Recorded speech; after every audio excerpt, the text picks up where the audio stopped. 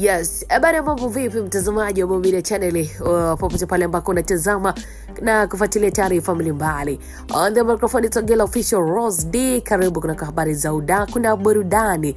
Mwanadada Hamisa Mobeto amefunguka mazito, mumewe Azizi Ki kurejea Yanga Sports Club kwenye mapenzi noma hawajaachana. Haya, mambo ni moto kweli kweli. Ni gumzo la kurejea kwa kiungo mshambuliaji wa Burkina Faso Stephane Azizi Ki ndani ya kikosi cha Dar es Salaam Young Africans. Tetesi hizi zimeendelea kutawala mijadala ya mashabiki wa soka nchini, huku wengi wakisubiri kwa hamu kujua kama nyota huyo atavaa tena jezi za kijani na njano katika dirisha hili la usajili.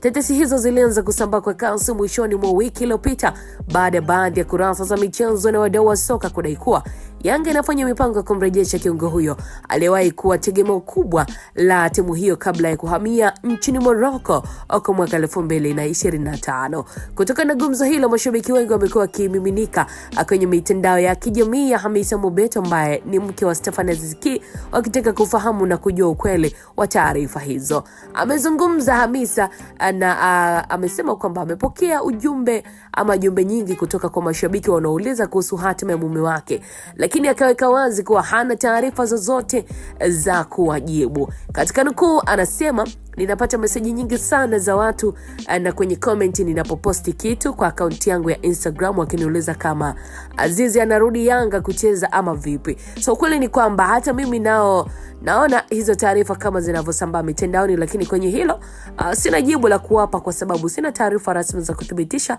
kama ni kweli au si kweli.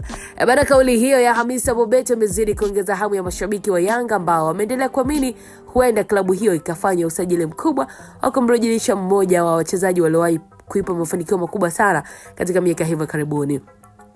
Stephane Azizi Ki kukumbusha kwamba alijiunga na Yanga mnamo mwaka 2022 akitokea katika klabu ya ASEC Mimosa ya Ivory Coast, na ndani ya misimu miwili alichezea Jangwani. Alikuwa ni mmoja wa wachezaji muhimu sana wa kikosi hicho.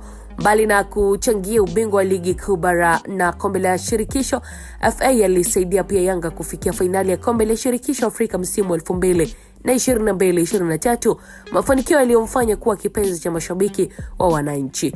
Baada ya kumalizika kwa msimu wa mwaka 2024-2025, Azizi Ki aliondoka katika klabu ya Yanga na kujiunga na Wydad Athletic klabu ya Morocco, hatua iliyozua hisia tofauti kwa mashabiki waliokuwa wakitamani aendelee kusalia Jangwani. Hadi sasa hakuna tamko rasmi kutoka kwa Yanga wala kutoka kwa kambi ya Azizi Ki ambayo inathibitisha taarifa za kurejea kwake Jangwani.